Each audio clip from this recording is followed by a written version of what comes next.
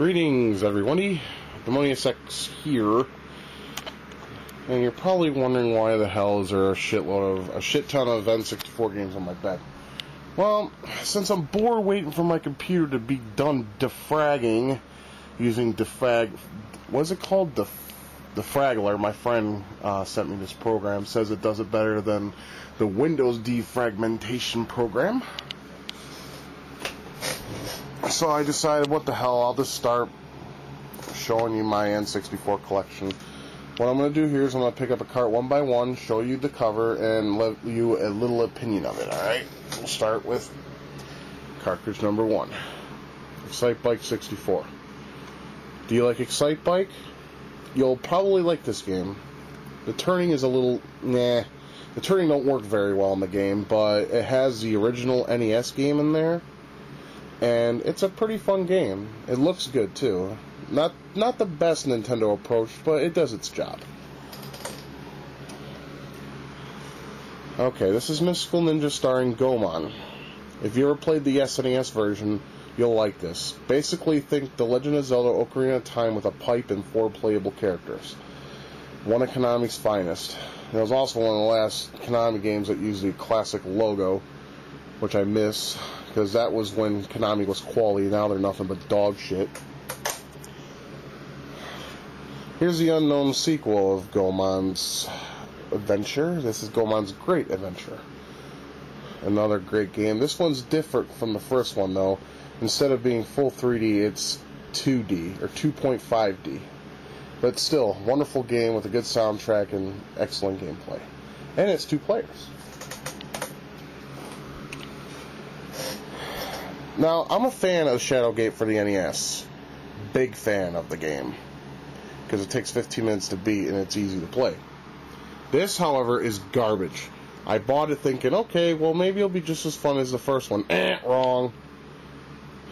Some people like this game, though, but it was worth the $3 I spent for it. This is still in its original packaging, yeah. Ogre Battle 64. You like RPGs? You like strategy RPGs? Were you a fan of Ogre Battle, March of the Black Queen? You'll enjoy this game. The graphics are excellent for a 64-bit title. A 64-bit title, has a good soundtrack, and the story is one of the best I've ever seen in an RPG in this era. Truly a good game. Oh, now this is the one the fanboys are going to hate me for. I hate this game. I hate this game with a fucking passion. Can you read it? You probably can't. I'll take it out of its packaging so you can look at its holographic glory. I hold this cartridge and I just get a bad pain in my stomach. This game is absolutely terrible. Why is this terrible? 3 reasons. 1, the time limit idea is complete bullshit. You'll lose all your arrows, all your rubies, unless you take them to the bank, quote unquote. I can't stand this game, and I think the masking system is it's stupid.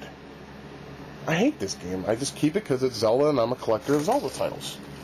Minus the CDI ones, because they suck. Now, here's the good game.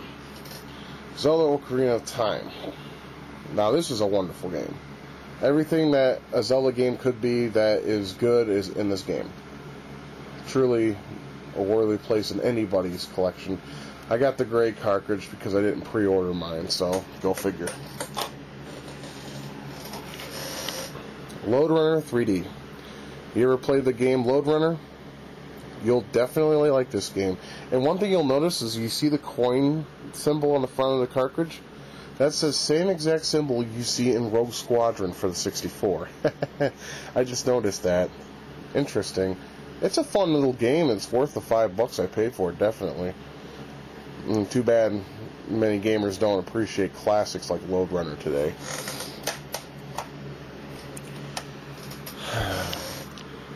Mischiefmakers. You like beating on little innocent people, shaking them, throwing them around, beating the fuck out of them? This is definitely the game for you. It's actually made by Treasure, but it was licensed by Nintendo, as you can see right there. Awesome game. I can't tell you how fun it is to play. Check it out. The game that turned heads, Turok the Dinosaur Hunter. Did you know this game, when it first was released, was better looking than any PC game that was released at the time?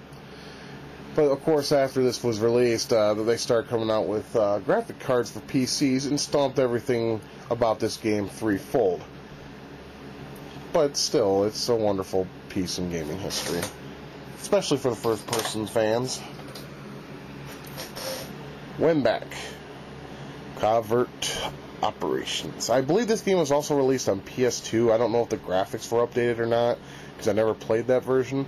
This is pretty good if you want a Metal Gear Solid-esque game for the N64. Controls really well. The story's pretty good. Action's fun. It'll keep you on your toes. I was horribly addicted to this when I first bought the game, and once I beat it, I was sad because, well, good games always come to an end. One of my favorites in my collection.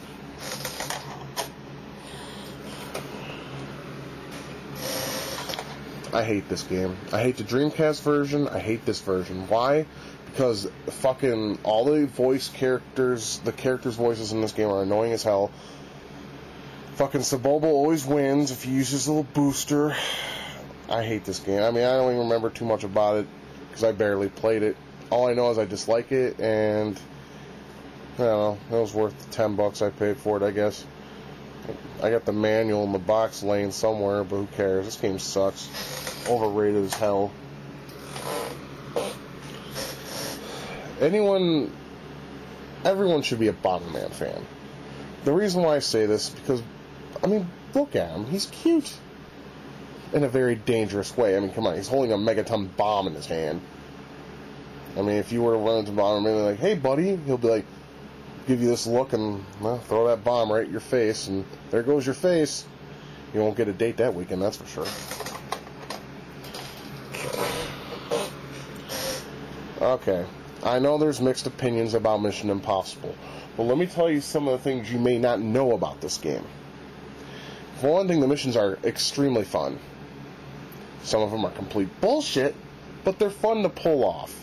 And another thing is on the second stage you can punch people and you'll get arrested, but it's still funny how everyone reacts to how you're beating the shit out of the piano player or your buddy behind the bar serving drinks. It's a fun game, it really is. Check it out. I was told by a friend on AIM that I talked to that this game is actually kind of rare. I don't know, someone can fill me in on if it is or not. Really good game here, though. Probably the best Indiana Jones game up to date.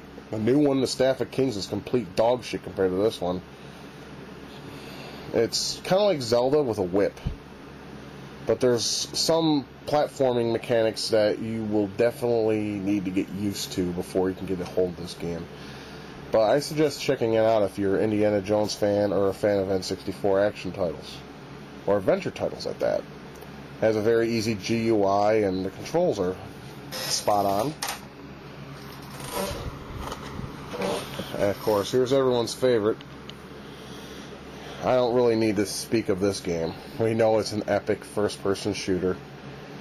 It's also fun turning the cheats on and just shooting people in the dick and in the ass and in their head and watching them choke. You know how they hold their neck and they're like, ooh, yeah. You know what I like to do when that happens? I like to turn on the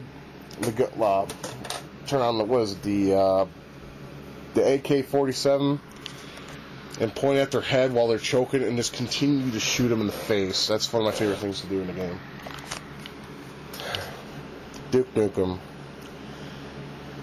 I have mixed feelings about Duke Nukem 0 Hour.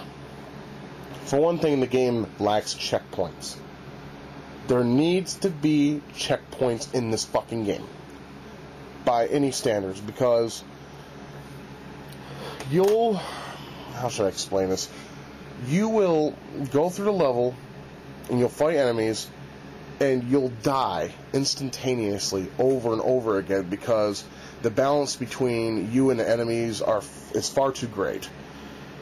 And not only that, you'll find yourself dying and going through the level all over again. That's the only game's weak spot. Other than that, it's a good game.